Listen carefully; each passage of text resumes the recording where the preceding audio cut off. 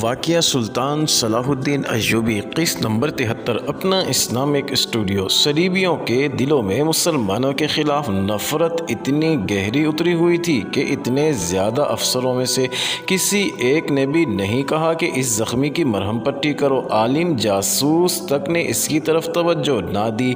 لڑکی ان کے ساتھ اندر نہیں جا رہی تھی۔ آخر کسی نے کہا کہ زخمی کو کمرے میں لے چلو اور فوراً مرہم پٹی کرو۔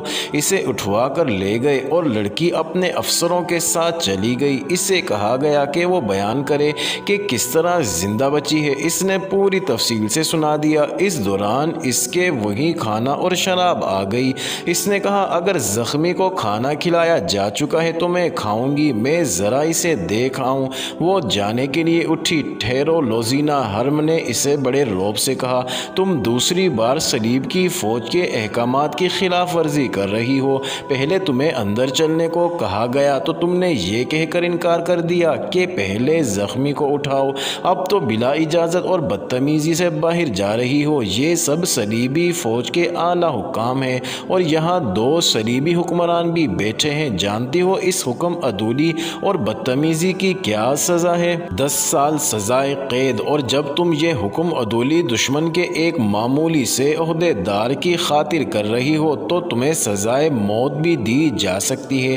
کیا صلیبی حکمران اور کمانڈر اس انسان کو اس کا صلہ نہیں دیں گے کہ اس نے ان کی ایک تجربہ کار جاسوسہ کی جان اپنی جان خطرے میں ڈال کر بچائی ہے؟ لڑکی نے کہا میں جانتی ہوں کہ وہ میرے دشمن کی فوج کا عہدے دار ہے، لیکن میں اسے دشمن اس وقت کہوں گی جب وہ اپنی فوج میں واپس چلا جائے گا۔ دشمن ہر حال میں اور ہر جگہ دشمن ہے، ایک صلیبی کمانڈر نے چلا کر کہا۔ فلسطین میں ہم نے کتنے مسلمانوں کو زندہ رہنے دیا ہے، اس کی نسل ہم کیوں ختم کر رہے ہیں؟ اس لیے کہ وہ ہمارے دشمن ہیں، بلکہ اس لیے کہ وہ ہمارے مذہب کے دشمن ہیں۔ دنیا پر صرف صلیب کی حکمرانی ہوگی۔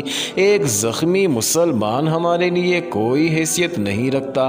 بیٹھ جاؤ۔ لڑکی بیٹھ گئی۔ اس کی آنکھوں میں آنسو آ گئے۔ اگلی صبح سے شوبک میں ایک نئی سرگرمی شروع ہو گئی۔ یہ فوجی نوعیت کی سرگرمی تھی۔ شوبک کے شہر کے لوگ اس سرگرمی سے بے نیاز اپنے کام کاج میں مصروف ہوتے جا رہے تھے۔ قلعے سے فوجیں نکل رہی تھی، سامان بھی ادھر ادھر کیا جا رہا تھا۔ باہر سے آنے والی فوج کی عارضی خیمہ گاہ کے لیے جگہ خالی کی جا رہی تھی۔ رسد اکٹھی کرنے کے لیے اونٹوں کی قطاریں آ رہی تھی۔ فوجی ہیڈ کوارٹر میں بھی بھاگ دوڑ تھی۔ یہ ساری تیاری صلاح الدین ایوبی کا حملہ روکنے کے لیے کی جا رہی تھی اور ان احکامات پر عمل درآمد شروع ہو گیا تھا جو گزشتہ رات کے پلان کے مطابق دیے گئے تھے۔ ہر ایک افسر اس افراتفری میں مصروف تھا۔ چند ایک بڑے افسر کرک روانہ ہو گئے تھے۔ صرف ایک لڑکی تھی جو اس سرگرمی اور بھاگ دوڑ سے لا تعلق تھی۔ یہ وہی لڑکی تھی جو زخمی حدید کو لائی تھی۔ اس کے افسر نے اسے لوزینا کے نام سے پکارا تھا۔ رات اسے کانفرنس کے کمرے سے آدھی رات کے بعد فراغت ملی تھی۔ وہ جاسوسی کے خصوصی شعبے سے تعلق رکھتی تھی، اس لیے کانفرنس میں اس کی ضرورت تھی۔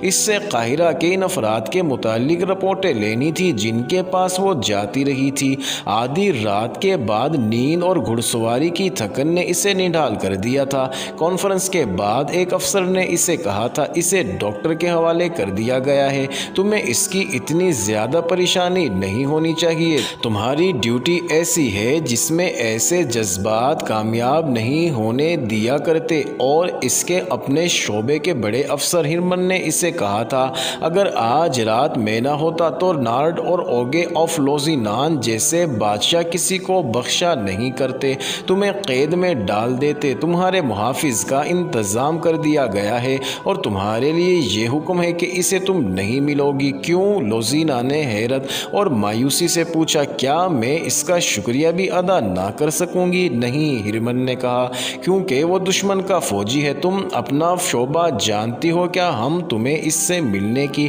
اجازت نہیں دے سکتے؟ تمہیں دشمن کے ساتھ ایسی وابستگی کی اجازت نہیں دی جا سکتی۔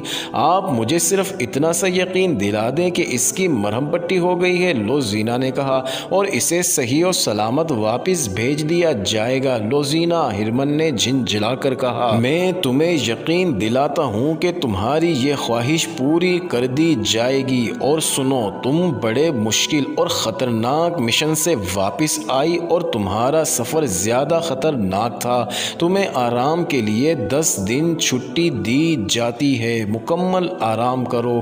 یہ باتیں رات کو ہوئی تھی۔ وہ اپنے کمرے میں چلی گئی تھی۔ جاسوس لڑکیوں کی رہائش ہائی کمان کے مین کوارٹر سے بہت دور تھی۔ اس جیسی اعلیٰ درجے کی جاسوس لڑکیاں نہایت اچھے کمروں میں رہتی تھیں، جہاں انہیں شہزادیوں جیسی سہولتیں اور عیاشی میسر تھی۔ ان کی ڈیوٹی ایسی تھی کہ انہیں مسلمان ملکوں میں بھیجا جاتا تھا، جہاں پکڑے جانے کی صورت میں انہیں ہر قسم کی اذیت اور ذلت میں ڈالا جا سکتا تھا۔ موت یا سزائے موت تو یقینی تھی۔ معزز ناظرین، یہ انٹرسٹنگ ویڈیو جاری ہے۔ اگلی ویڈیو قسط نمبر 74 میں دیکھنا مت بھولیے گا۔